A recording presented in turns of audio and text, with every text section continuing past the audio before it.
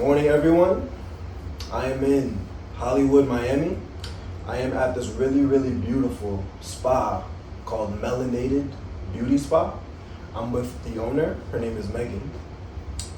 And she's going to tell us a little bit about the business and about what it's like to be an entrepreneur, especially out here in this Florida area. So, Maghan, can you explain first off, you were kind of telling me about how you got started in entrepreneurship. Can you kind of explain what that process has been like for you? Yeah, so I started in entrepreneurship. Oh my gosh, it's been like 10 years now. Oh my goodness. Yeah, so it's definitely been a journey. I've failed a lot of times, learned a lot of times. Of course. Really my first real taste into entrepreneurship was when I was in university. Started a shoe company. It was just selling shoes out of my apartment, and when I graduated, I was moving to London, so I needed to get rid of my inventory. So I ended up selling the company to a lady that wanted to open up her own shoe boutique. How did you find her? It was so random. I network a lot. Like I just, anywhere I go, I'm going to talk to someone. I'm going to meet someone. I'm going to make a friend. It's a great quality. And that's really how it was. Like I became very familiar. Like when university, I got really involved into like the startup community, and going to networking events that were off campus, mainly like within like just the Columbia, Missouri community. Their incubators and things like that. So just being able to go to networking events and my ability to just connect with different types of people led me to someone that wanted to purchase. So you kind of explained what you were doing, and she said, "Oh, I'm kind of interested in something like that," and it just naturally built into can I buy you out? Yeah. Okay, very cool, very, very cool. So then you moved to this area, the Florida area. So you grew up here, and then I grew up in St. Petersburg, Florida. Okay. Yeah. So then when did you decide to move out here, and then how long did it take for you to decide to build this spot? So I moved out here 2019 with the goal to open up a women's workspace, and that did happen. But then the pandemic came. Good old COVID. Yes, and it completely shut us down for 3 months, and that was right when we were opening.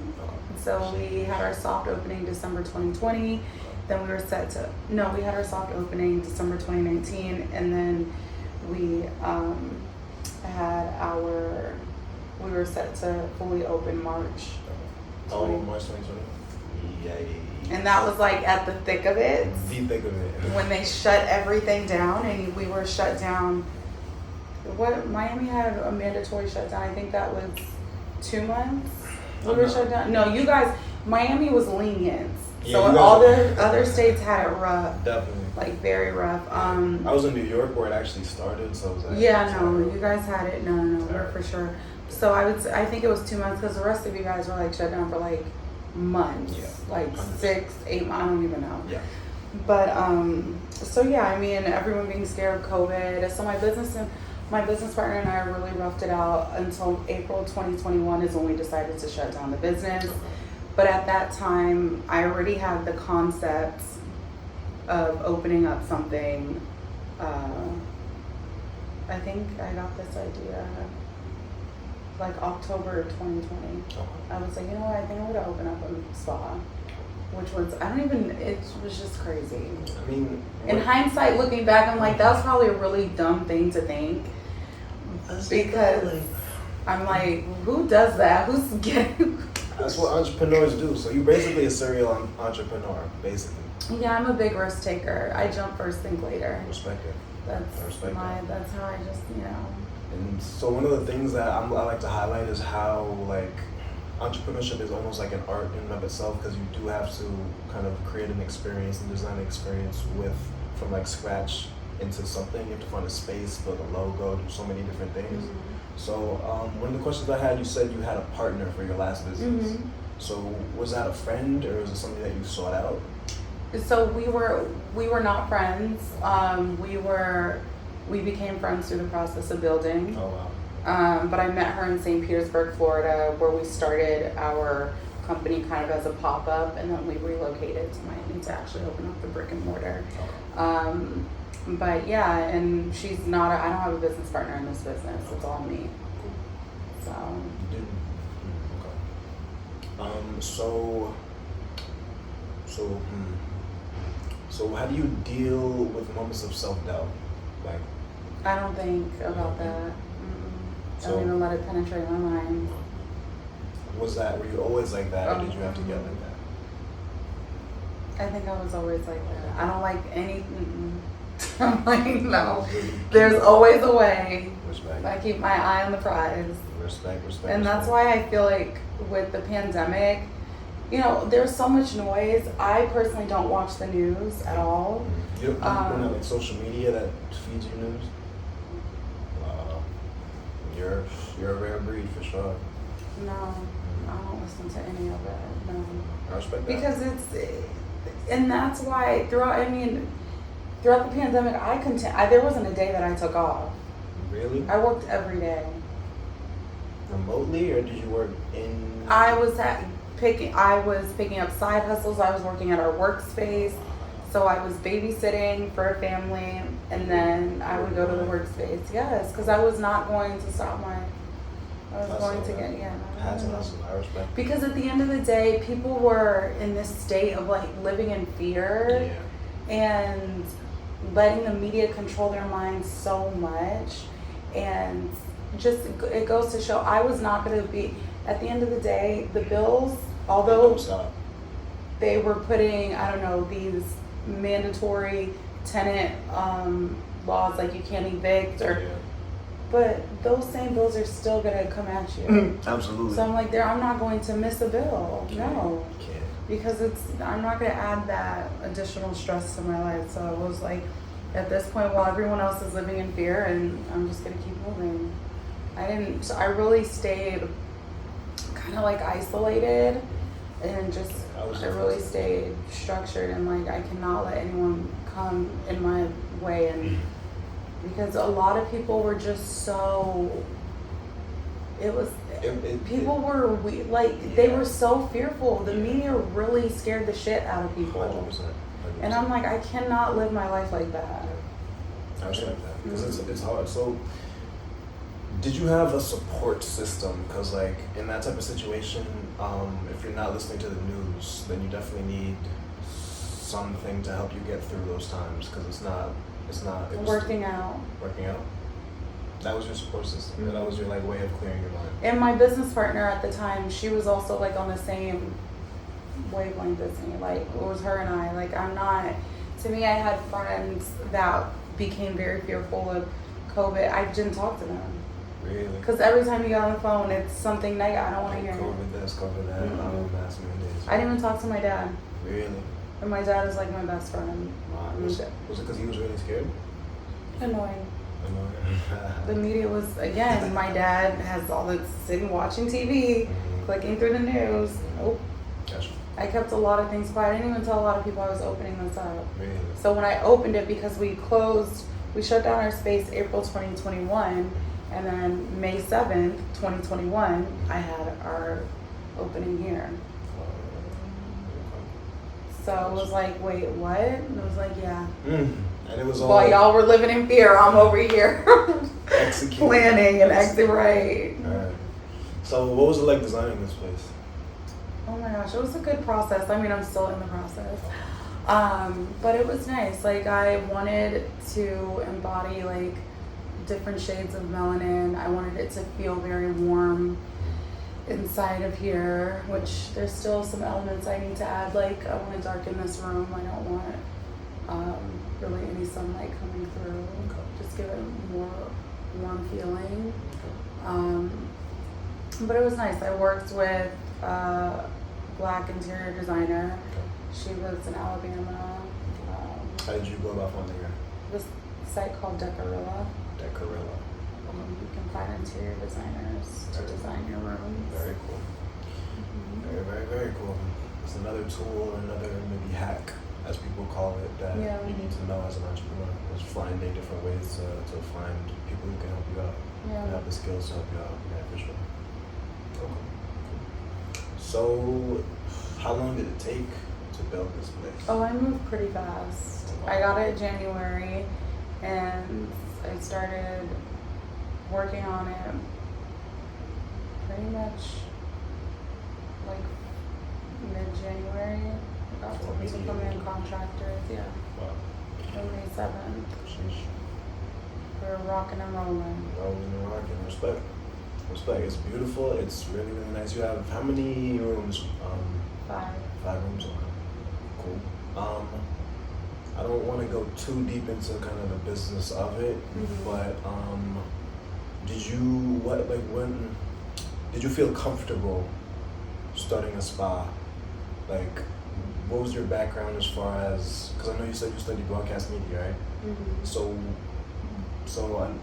like, from the perspective of somebody who is looking at entrepreneurship as the scariest thing ever, like, how did you feel comfortable starting something that you didn't necessarily have like a background in? Again, like, I feel like I'm just a little wired differently because I wasn't uncomfortable to start it. I think always being in a state of uncomfortability for me is how I strive and it's how I succeed. That's how you grow, for sure. Yeah, so for me it was easy because it was just, it's my norm right now.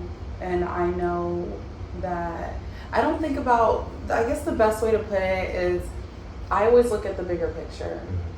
So in order to get to that bigger picture, there's just things that I cannot avoid. Definitely. So I don't really think too much into stuff. And I think that's how my ability is how I can get things done. Because I'm not going to sit here and think, and well, I'm just going to just go out and get it, figure it out. I hate, like, one of the things I always tell my staff, we are not going to sit in problem. Get to the solution. Like, if a customer comes in, they're unhappy, or if a customer calls, immediately get to a solution. Yep. Don't sit here and dwell on the problem. Just get to a solution. That is a great message for absolutely sure. Cool. So my last question for you is, what and how do you respond to feedback? Where do you receive your feedback? And do you trust all the feedback that you get? So I'm just curious, like, what is your feedback loop, and how do you kind of iterate? That's a good question. Yeah. So I have my girls call our clients at a couple days after. I need to get better at, like, getting a system in place for them to do surveys and stuff. But really, it's right now, it's just calling and asking. And as far as, like, how do we react, I just want to make the customer happy by any means, you know? And obviously by any means that helps the brand and the business succeed. But at the end of the day, it's like, for me, again, my big picture thinking, if a customer is unhappy with something here and it may cost me an additional $100, $150 to make them happy, then I'll do that. I'm not going to look at, like, oh, it's going to hurt. And it doesn't matter, because at the end of the game, this is a long-term game for Absolutely. me. No brand loyalty. So it's not, it is what it is, you know? Definitely.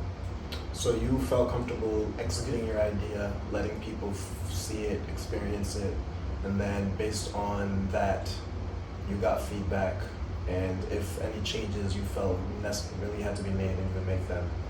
But are you pretty steadfast in, this is my idea, this is what I want? Some people might not like it, some people will like it, or is it, I'm trying to make an entirely encompassing experience? And if somebody has, like, I guess what I'm asking is, do you listen to everybody if everybody's giving feedback? No. Okay. So how do you determine who to listen to and who not to? Whatever my ears perk up to. And when they don't, I pretend like I'm listening. Gotcha. It's the truth. I always tell people I have very selective listening. I do not listen to everybody. Oh my gosh. Because it's impossible to please everybody. No, you can't. And a lot of people don't know what they're doing, so I'm not going to listen to them. Alright, so I have a gift for you to end. This is an art piece that I made specifically for you. How fast did you make this? I'm fast with it. That's all I'm gonna say. I haven't tried to open it yet. I literally picked it up yesterday, so.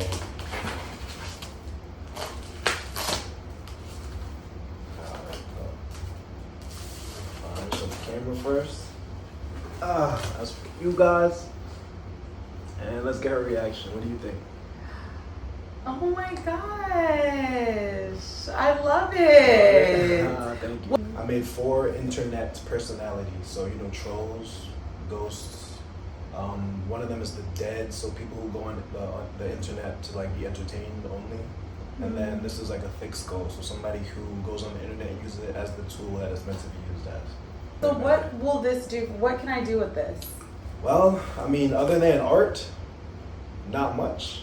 But it's an NFT, right? It is an NFT. So then, what NFT? what does it link to? It would link to this picture being online on a blockchain, so you can prove that you own it, and then you can sell it to anybody. So who owns this? You own it. I own it right now, but I'm gifting it to you. So once you give this to me, I own it. You own it. I mean, And then I can find this on the web. not yet. When I release the collection, yes. And then it's a lot to explain, but you would need your own wallet. Like your own wallet, so I can put it in your wallet, so you can own it on the web. Basically. Why would someone want to buy this? Well, they would want to buy it because they like what it represents. So why would you buy a Mona Lisa? Because society has valued it highly. So it's a situation where you have to give the art value, and that's what I'm trying to do by going to businesses and making it unique and represent a brand and represent entrepreneurship. So this is for you, whether you like it or not. Thank you. I actually do. Okay. This is very. It's very sweet and yeah. It's unique art. It's not traditional art. No, it's not. And I'm like, okay, what does the eye mean? Doesn't mean anything. Okay. Just the eye. No, and it's nice. Thank you. And I can finally say, hey, I have an NFT now. You can't say that. Hello. It hasn't been released yet. Has it? It's going to release December 10th. And then you can sell it. Exactly. And then someone's going to love. If somebody loves it and I sell it for you, whatever they buy it for is all yours. You have to have some of this. Come on, you made it. No, there's going to be 15,000 of them, so I'll be okay. Yeah. 15,000 of these? Yeah. They're all different though. Every single You're going to 15,000 businesses? Absolutely not. I'm going to like 100 businesses, and then the rest I'm going to give to people who buy them online. So I just, okay. Yeah. It's we're going to have to see if we sell this bad boy. I'm trying my best. I'm out here. We're going to get someone to buy this. Absolutely. Because I want that for you. I want you to have that little extra money to do whatever you want to do, that $100 for that. Yeah, we're going to get someone to buy this. Perfect. No, a couple people. Right. Say no more. Say no more. Yes, well, thank you so much. It was a pleasure meeting you. Pleasure meeting you as well. And best of luck with everything. Thank you. I wish the same for I you. love to see young people getting at it. Yes, and I will recommend all my friends who come to this area. I'm like, this is the spot. You want a spa? This is the spot. Yeah, we are the spot. Gotcha. We're it. Gotcha. Say no more. The only thing. All right. That's a wrap. Creations. So I don't even know.